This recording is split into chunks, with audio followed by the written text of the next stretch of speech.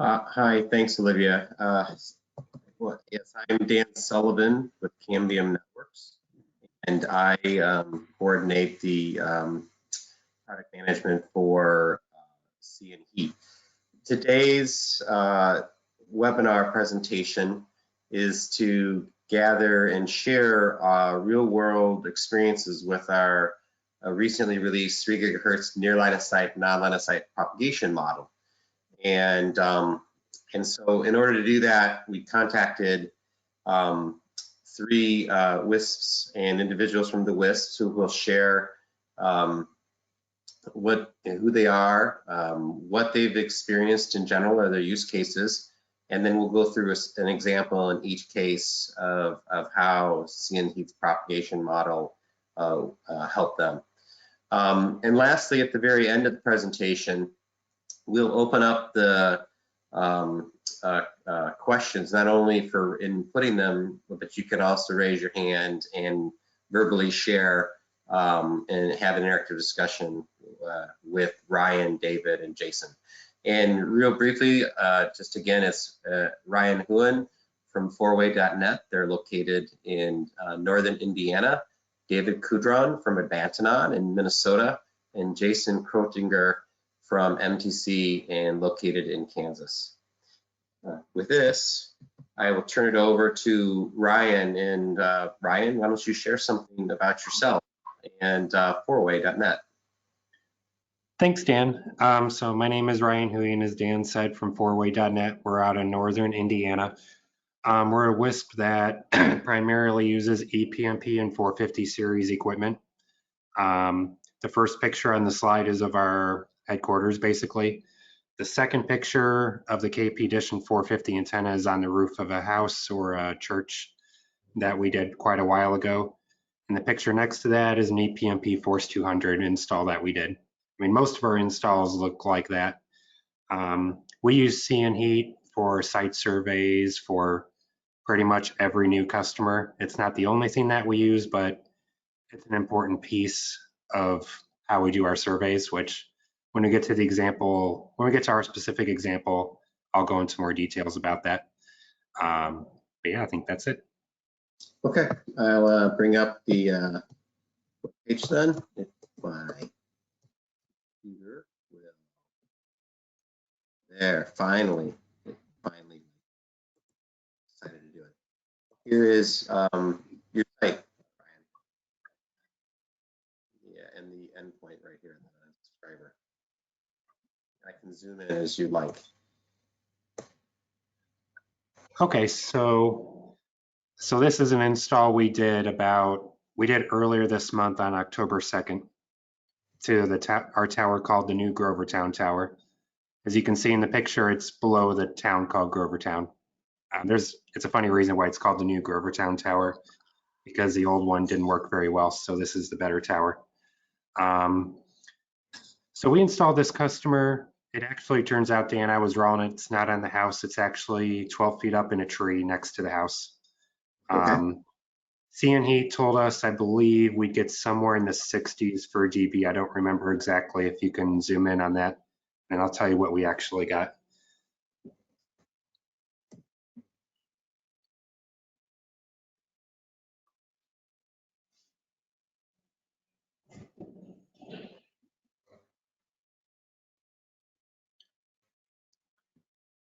Okay, what would you like? Where would you like me to select, Ryan?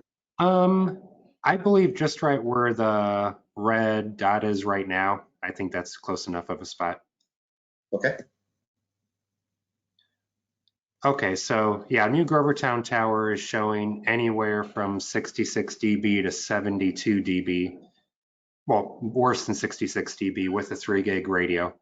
So our cnHeat instance is programmed for a 450B high gain when using 3 gigahertz. This particular install, our installer used a 3692 older edition with a KP performance dish, and he ended up getting 52 dB from that spot that Dan has on the screen there, which is good. Well, actually even better than what it showed we would get.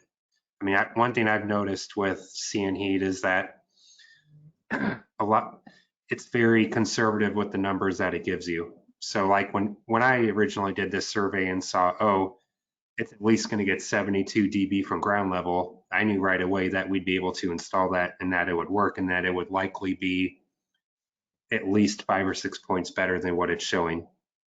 I guess in a lot of our cases with cnHeat, there have been many times where it's been quite a bit better than what it shows, which is good. I mean, I'd rather be conservative than not. And we also didn't even use the radio that was programmed in the cnHeat for it. We used one with lower gain, which was the older style radio with the KP dish. But it's been very useful because our installer actually walked around the property a little bit to try to find line of sight to the tower and almost had line of sight, but not good enough. Like I think he tried a 5 gig EPMP and got in the low 80s, which that's not the standards we use for installing, so we went with the 3 gig instead. But even so, even if he almost had line of sight, that's even better than what cnHeat's showing for its results. One thing we also use it for, I have another employee here named John who does site surveys for us along with me. A lot of times we'll use cnHeat and adjust the height above the ground, and sometimes that'll tell us what trees are in the way and at what height they're probably in the way. Kind of like if Dan were to adjust the height and start putting it lower, it'll start shrinking the area that we have, and you can start to see, okay, where is the signal the strongest at? The strongest will be if you go down to 0 and you still have any color at all. And that kind of gives you an indication, okay, this seems like it's a pretty strong area.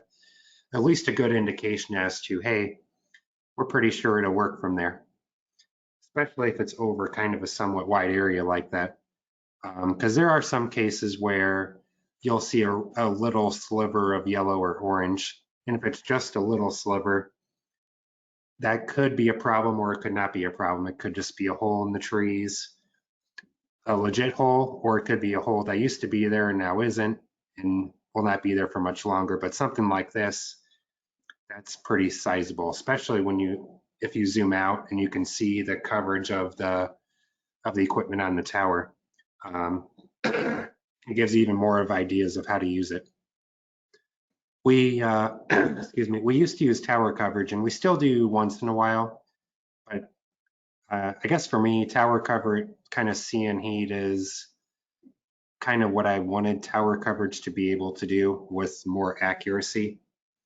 Because using cnHeat, I can more accurately determine whether a customer can get internet or not. Because with the way we used to do surveys was we would send our truck out, which has all of our radios on it. We would go out to the customer site and there's a lift on the truck and it goes 40 to 50 feet tall. You can spin it around and test with different radios. It's kind of a homemade thing that our owner put together. It's a nice thing, but going out with the truck is okay, but it doesn't scale very well. If you've got 30, 40, 50 surveys to do, you can maybe do 10 or 12 in one day with the truck. Whereas if I'm going through cnHeat with John, we can probably get 20 to 30 done in a day. And the more that we use it, the more that we're learning how it works and all that good stuff.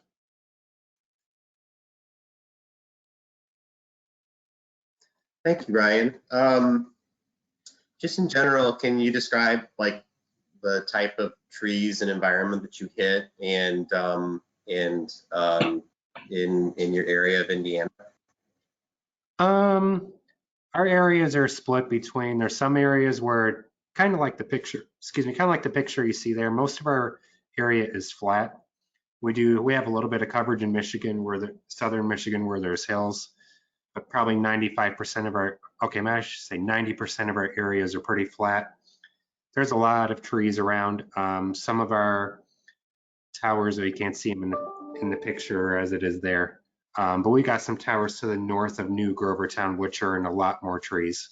Actually, probably a good one for that, Dan, if you can pull it up, would be the Coons Lake Fire Tower, which is to the north by like 5 miles or so. It's around a lake community that we serve. I've been using cnHeat pretty extensively for this lake community because there's a lot of houses together, and we purposely put a 3 gig Medusa on this Coons Lake fire tower to cover as many people as possible. And it's proven out to work pretty well, because there's a lot of trees around there, but there's a lot of trees and there's a lot of houses on relatively flat land. But figuring out the propagation of the 3 gigahertz, which I've learned over time, especially with CBRS, that I believe that 3 gigahertz propagates not as well as 2 gigahertz, but fairly close.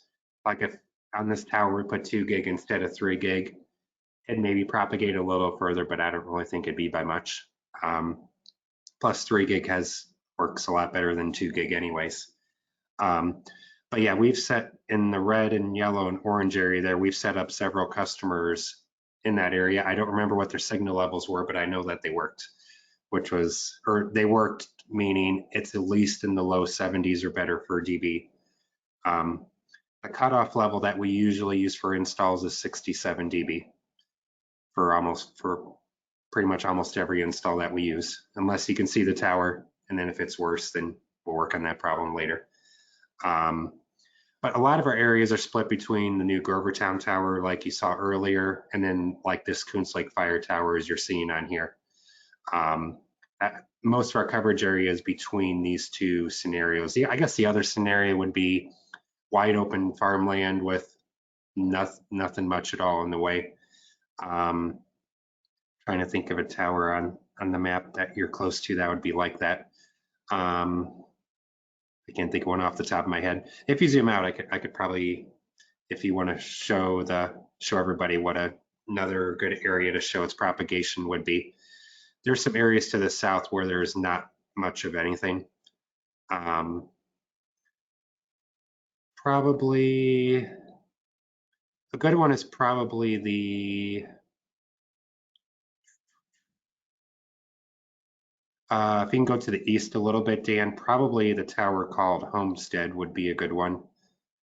Yeah, so the tower called Homestead is on a farm. There's a whole bunch of wide open fields and stuff around it. There is some trees, but a lot of our coverage area looks like what you're seeing on the slide there. There's some trees, there's a lot of farmland, probably a majority of our area somewhere in between there. That tower doesn't have many customers on it yet. That's still a work in progress. That tower also doesn't have 3 gigahertz on it yet either. So that may be why it's not showing any non-line of sight stuff. Yeah, one thing we also do with cnHeat, which I kind of forgot to mention earlier, is there are towers where we don't have 3 gigahertz deployed yet, and we still have 2 gigahertz equipment. And I purposefully, for cnHeat's purposes, added 3 gigahertz to those towers as a prediction as to how 2 gigahertz will work, just because how similar they are in their propagation to the trees. So like an example, so yeah, if you look at on the thing there, it has the Inwood Tower 3 gigahertz, Inwood Tower 5 gigahertz. So the Inwood Tower doesn't actually have 3 gigahertz, but it has 2 gigahertz. But we put 3 gigahertz in for cnHeat so we can still do a site survey with the 2 gigahertz equipment, even though it's listed as 3 gigahertz, just because their propagation is fairly close to each other. And I mean, in my experiences from here, if it says 3 gigahertz will work with like a 60, we'll say, then 2 gigahertz will probably be in the 50s when it gets installed, which in that case, if it's in the 50s, it probably has line of sight, and we'd connect it with 5 gigahertz anyways. But it's been helpful in that regard too. I guess it's been an overall helpful tool. Sometimes we'll use cnHeat to get the results, and it'll be too close to the borderline, so then we go out with the survey truck to confirm whether what it's telling us is accurate or not. And sometimes we try to send that stuff back to Cambium if it's not accurate, to try to get it more accurate, because it's one of those things, I feel like the more input and stuff we give, especially to Cambium, the better it will be for us and then for everybody else too, because it's just like any business, and everybody needs feedback, and I guess that's how you make stuff better. Thank you, Ryan. I really appreciate your sharing on your experience. Yeah, sure. Let's go over now to David, and let's see if I can get this to with Advantenon.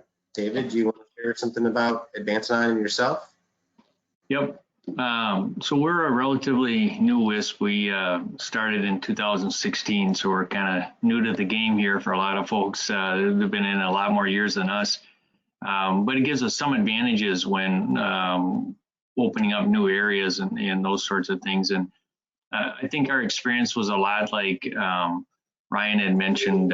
We had used the PMP 450 line kind of out of the gate early on, and then we moved to 5 gigahertz in some areas. And we're in geographies that are pretty similar to what Ryan had described. We are in farm areas that are relatively flat when we started our WISP. And as we open up new geographies, we happen to be in those similar sorts of area, pretty flat terrain, not a lot of trees, mostly farmland. And so line of sight products worked, fairly well for us in those areas. We obviously still wrestle with things like interference in the 5 gigahertz space and all that stuff, but the actual signal coverage and so on has worked relatively well for line of sight. We are moving into some new geographies now where we're not going to have that line of sight advantage, and we know that we need to look at this in a non-line of sight fashion. And again, very similar to Ryan, we had been using tower coverage for quite some time, but it just doesn't have the granularity and the accuracy that we want for non-line of sight types of conversations. And even in our line of sight areas, we used it more as a way to say, yes, that area is generally covered. You're close enough to the tower, and we believe that we can get you coverage, but we would always still do a truck roll and get somebody out there to take a look at it and do all those sorts of things before being very confident that we could service that customer. I think in particular, what we found in our line of sight types of scenarios is that the product has saved us quite a bit of time when we get on site, because we go right to the spots that are showing the strongest signal for line of sight coverage on 5 gigahertz.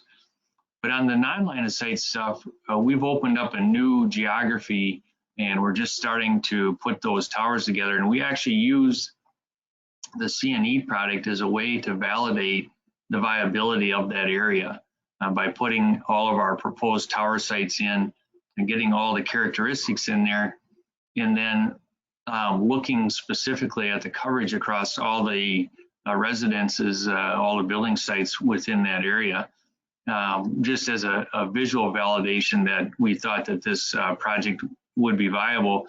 And then secondarily, we put up some test systems and went out and validated the cnHeat calculated coverage by actually putting equipment in the air and checking what that coverage was. And what we're finding is that we have a very good, very strong confidence in the predictability that cnHeat gives us at these sites. And it's not just that we feel like we can cover them, it's what is the complexity of providing that service to that customer, right? So how many of these sites means that we have to put a pole on the outside of their trees versus can mount right on the roof of the house and have a short cable run and all those sorts of things, right? We can get a very good feel for those kinds of things by using the cnHeat product. Additionally, as Ryan mentioned, the height slider within this is particularly useful to us because when people go out to a site, we know that we can tell them, hey, we can get you on the roof of the house, but you're going to have a 10-foot tripod on there. Or if you do go on the outside of the trees, you're going to have to be set up for at least a 12-foot pole, or you're not going to get tall enough. Or what we have in a lot of cases on these farm sites is that we can get on the roof of that outbuilding without any problem. If there's power in that, we'll just have to trench a cable back up to the house, and then we can be able to get you service there. And we can have all those conversations with customers before we ever show up on site, which does a lot of things. I think it prepares us and lowers our cost of installation without a doubt. But I think even more importantly, it sets the proper expectations with the customer of what's going to happen when we're out there. So instead of our technician wandering around the yard for an hour, hour and a half, trying to find the best spot, he goes directly to the spot where we believe the hottest signal is. That provides a good installation scenario for us, and double checks that what he's got there is working. And when it does, then he can proceed directly with the installation as opposed to wandering around and checking signal at all these different spots. So that's kind of the quick background on how we're using it and what it's changed about our business. All right, let me go to the install location you provided, David. Why don't you tell us about this and guide me along? Yep. So you can tell from this picture here that we're wrestling with trees out there, right? You see a lot of blotches behind the trees where there's no coverage. And that's something that, we were very concerned about right out of the get-go. In this particular customer location, we just have the one tower turned on, which is the one we would service them out of based upon the coverage. But there is another tower location that gives us some other installation options potentially for here as well, which is, again, particularly useful for a technician that's going out to the site. Normally, again, they would go walk around that site and point at this tower and try to get a good signal, move around and move around. Then they'd go to, point to that other tower and move around and just continue to look for the best signal. Here we would say, don't mess around with the tower to the south, go directly to that long siding tower, and here's the spots we would point you at. So the trees here are pretty dramatic in the picture, what it does to our signal out there for if we were trying to do line of sight out here, we obviously would have a lot of trouble, right? So in the line of sight mode, it allows us to pick those spots in each place. And if you zoom way in on that, Dan, we can talk specifically about this particular farm site here. What's interesting about this one is we wouldn't do this here, but in some cases you would not see any color on the roof of that house that's in the upper left-hand corner of that farmyard with the car parked in front of it. We have good color there, and so that would probably be our location. But assuming that was entirely blocked and we were getting no color there at all, you see the front edge of that roof line in the lower right-hand corner there, that outbuilding, that would tell us instantly that we should just get right up to the edge of that roof and check our signal over there and see what we've got. That big white roof down in the lower right is what I'm talking about.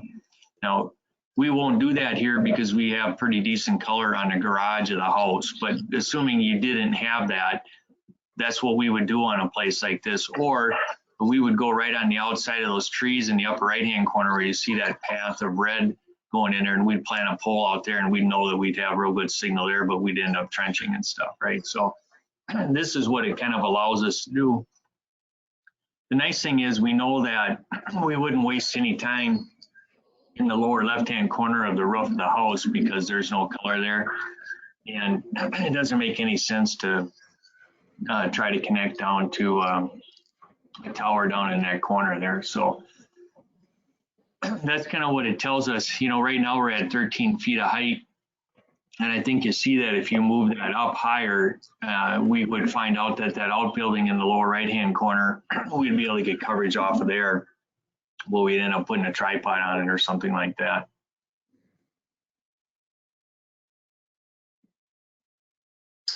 Okay. Thank you very much, David. With that, we'll move on to Jason. So let's go over to back to the slides. All right, Jason, why don't you share about yourself and your business and use cases?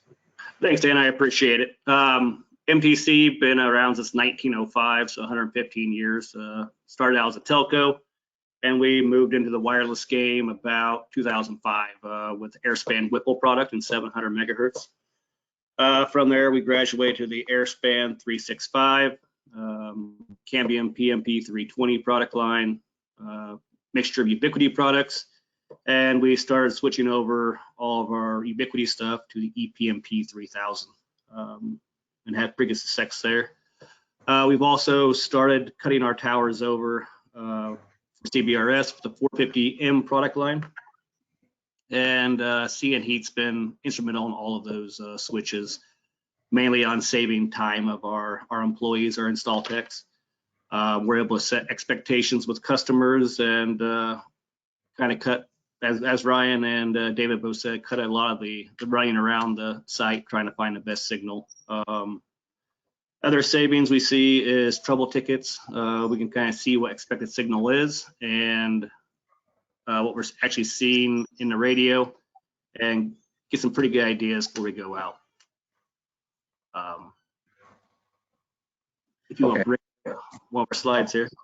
Yep, I'll bring up the coverage.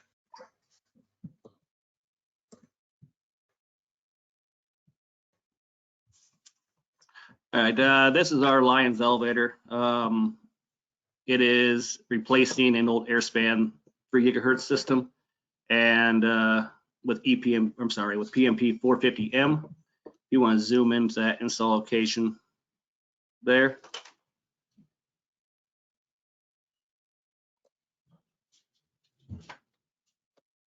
Okay, this customer's been a long-time customer. As you see, she's pretty covered in trees. That's kind of one of the issues in some of our areas is pretty dense tree coverage and rather tall trees in general.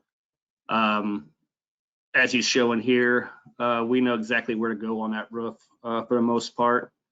If you want to get a screen on down. One thing we also do on site is, as Ryan mentioned, is go down to 0 and kind of see exactly where the signal is going to survive long term. That's been very useful for us in our dense tree coverage. This particular installation actually came out a neg 55.5, I believe, on this one. You want to bring up the expected there? Yep. Which is about where she was supposed to be. This is actually installed a little bit higher there.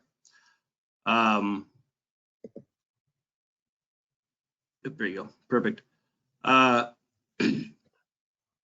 This actually got installed towards the north side of the house, right off the peak. Showed a little higher signal, but some of the tree coverage is there on that second row was a little higher than map anticipated. But it gave us a real good opportunity to know exactly where to send the tech to start testing. So just a general question for Jason and also for David and Ryan is with the non-line of sight prop model, it does give you, like you're saying here, Jason, your experience is where it tells you the hot spots are, it's actually doing that with non-line of sight. It's not getting it wrong. It's pointing you in the right direction. That's correct, right? That is correct.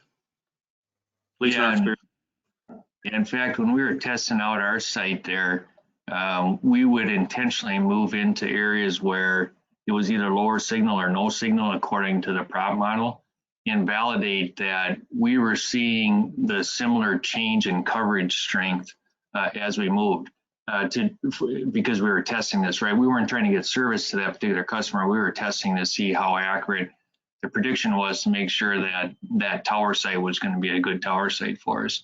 And we would intentionally move into those areas where it was a lower signal or no signal at all, or conversely, move up to a higher signal area and see if the jump match with the propagation model so we should get. Okay, thank you guys. Anything else you'd like to share, Jason? I know it's Julian going last, Ryan, and David did a pretty good job playing all the details. Okay, very good. Well, thank you all three. Why don't we do this is, Olivia, are there any questions? And if people have questions, can we open it up for them to ask? Right, questions so far, but to all the attendees, you can type in your questions in the questions panel, or if you want to ask a question live, you can raise your hand and we'll unmute you.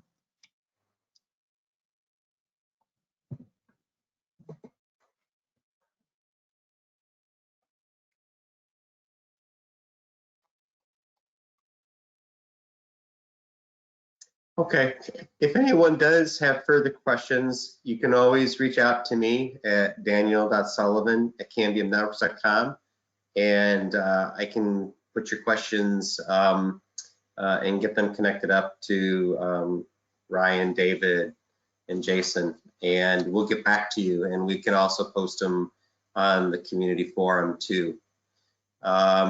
So with that, if there isn't anything else, I'd like to thank everybody for their time, and especially thanks to Ryan, David, and Jason for their experiences with cnHeat, the non-line of sight propagation model in 3 gigahertz. Thank you, everybody. Thank you. All right.